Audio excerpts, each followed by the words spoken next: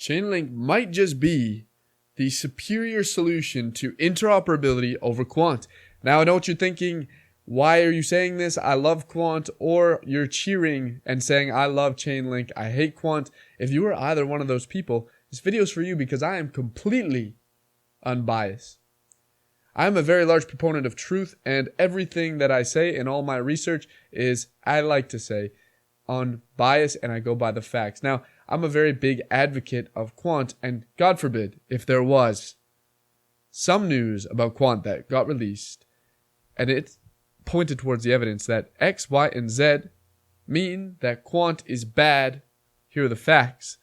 I would switch teams. I would say, yes, Quant is bad because X, Y, and Z, all the evidence points to X, Y, and Z being bad. That means Quant is bad. And I haven't been led to believe that thus far. However, I will say that there is a pretty good case for Chainlink having the superior interoperability solution.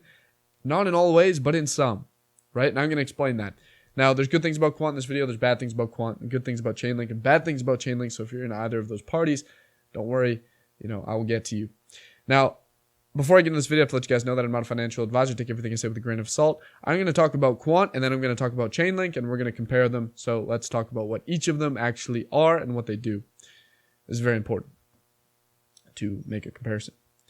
Right, so Quant is a middleware software. That's basically what it is. It's like an OS for blockchain, right? And so if you want to communicate between Bitcoin and you want to communicate with Ethereum, well, then you can make that secure connection and you can communicate between them both and say do atomic swaps or run smart contracts that are going to do various things using the information on both blockchains. Super duper useful. But not only that, they have a program called Overledger.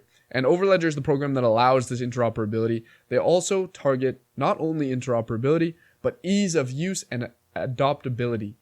Now, this is really cool because they actually create a suite of APIs where you can work in a codeless environment.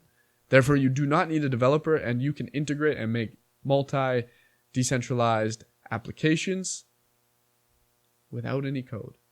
You don't have to write the code yourself. They've done it all for you. However, there's also APIs if you want to make something more complex that isn't involved or isn't included within their functionalities.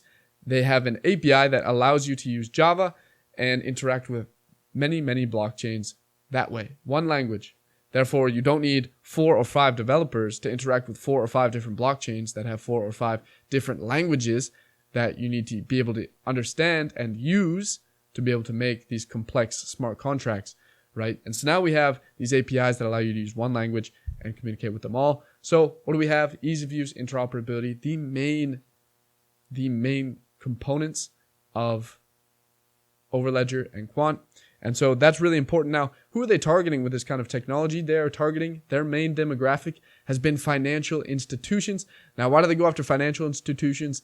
It's because they want to be the foundation of CBDCs. Now, if you're not familiar with CBDCs, you're way behind, my friend. But they are essentially central bank digital currencies, which are the crypto of the government. That means they're going to be turning real money, fiat money, into the digital world. They're going to put it into the digital world and turn it into crypto. There's obviously a lot of controversy around this. However, we need a very secure and a very efficient method to be able to do this, to be able to host it, to be able to conduct these transfers. And who better to do it than the CEO of Quant, Gilbert Verdian, who has worked with the Fed, who has worked with the Bank of England, who has worked with MasterCard, who has worked in healthcare, and a bunch of other places in the security industry. Therefore, he is very, very, very familiar with both finance and security. And so he's been working in this industry for a very long time and is why he's the perfect candidate to create this and target that demographic.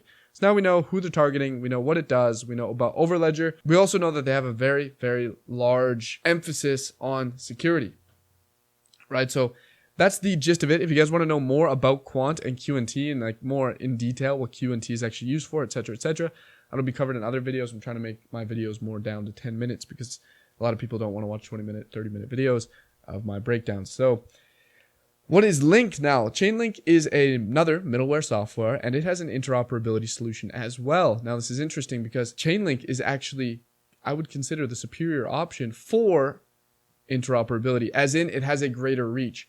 Now, what I mean by this is its reach is wider but shallower. right? So Chainlink can basically access any information off-chain on Web 2 and take that information and put it on-chain on Web 3. Now, this is super important because now you can take data and have the data be decentralized as well. So how they do this is they use their nodes, and their nodes actually go out and they fetch that information, and they come back, they say, here's the information, and multiple nodes or oracles are doing this work. And so if 4 oracles come back and say the weather in Colorado is 3 degrees, but another one comes back and says, no, it's 10. Well, it doesn't matter. Majority rules, it's actually 3 as blockchain works. Now, they can use this method to access information from other blockchains, which is a little bit of a concern and why a lot of people might think that Quant and Chainlink are actually competitors. However, it's not exactly the case, but we're going to continue on and go into their security protocol. Now, their security protocol is a little more interesting because it is pretty dynamic. It's pretty cool. So what they can do is they can access information from Web 2 and pull it on chain, which is really integral to their security protocol. And what that is they use modules that they are creating, and they can latch on more and more security modules as they go and do various security checks using data from Web 2. So one thing that, and this is a little bit, I don't know, they were boasting about how FTX was flagged by their security protocol as a centralized place to get information. And obviously, this is reminiscent to FTX having their reserve fraud and everything crashing. So they're kind of boasting about how their security modules actually detected it and refused to grab information from FTX specifically. And it's not directly related, however, it's an example of how their security modules are working. So basically, they just detected centralization, which goes against what Chainlink wants to do because, and this is moving on to their target market is DeFi, and they want to be able to be a very big component of the DeFi space. And obviously, super important to be able to grab Web 2 information to make things more decentralized. Otherwise, you're going to have all the information Web 2, which can be changed, altered, and therefore hacked, which is not going to be good because there's a lot of malicious actors out there, right? So that is essentially what Link is. The CEO is not really involved in finance industry at all. He was more of a blockchain specialist. And so he has a lot of experience there, but he is not a financial expert. So how are they the same? They both are working on interoperability where, and here's the difference, right? I'm going to say that what's similar, what's different here. Quant is more so narrow and deep, where Chainlink is more wide and shallow. And what I mean by that is, sure, Chainlink has a very wide reach and can access information from all of Web 2 and also all of Web 3, right? Because it has access, I mean, maybe not private, but it can access public blockchain and it can grab all of that information, which is fantastic. However, it's not going to guarantee that all of that information and all of the data transfer is completely secure, right? Because this is a very large problem, and if you're having this big net, this big blanket that's going to be able to cover all of blockchain, that's going to cover all of the world and be considered secure, it's not going to work. And this is exactly why you see Quant going and working on policy, on regulation. This is why they created TC 307, so we have standardization.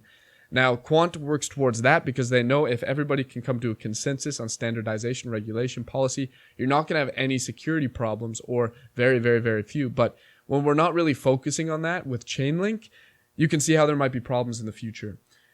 And so the reason that Quant has less of a reach is because not everything is going to fall under these regulations. Therefore, not everything can be completely and totally secure as far as we can make it secure, right? And so that's another big thing about Quant is they're really focused on policy, regulation, etc., why they joined UK Finance. Go check out my other videos if you want to see that.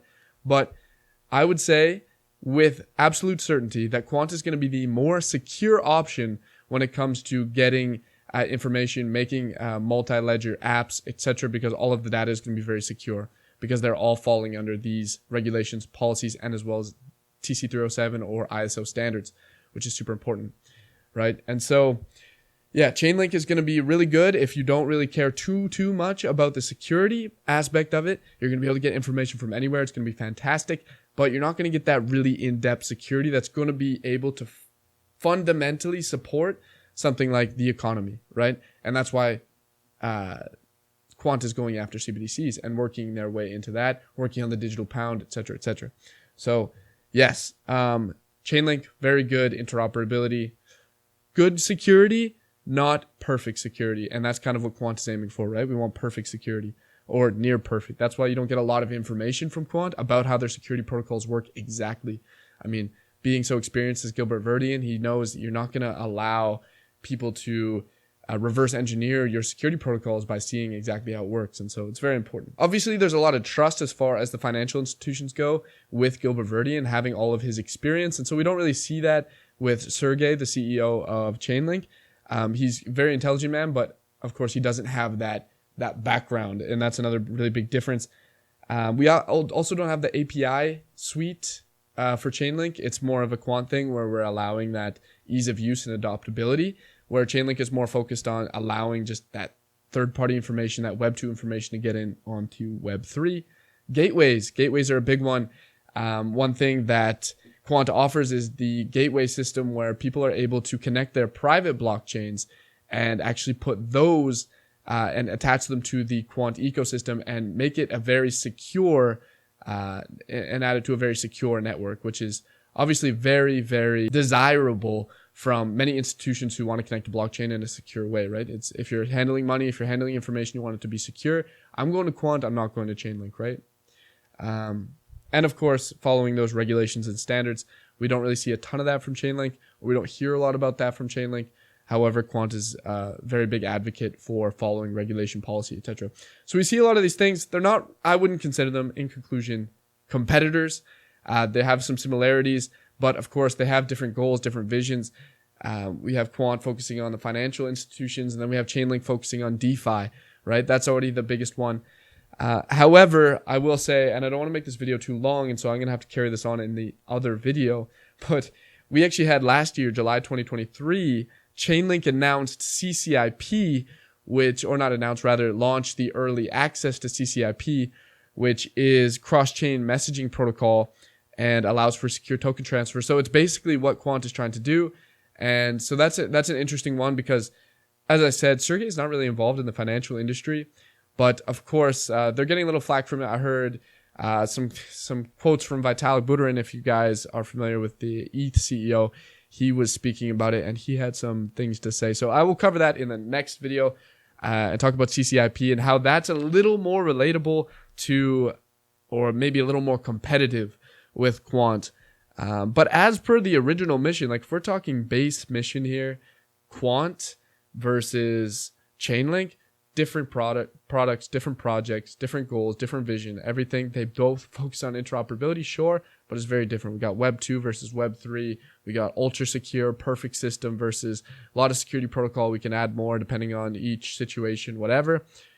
It's a little more loose there. Now, with CCIP, it gets a little crazy, and it seems almost like an attack in my eyes, but I don't know. We're going to cover that in the next video, all right? So if you guys want to see that, I'm going to post that next. Yeah, subscribe and whatnot.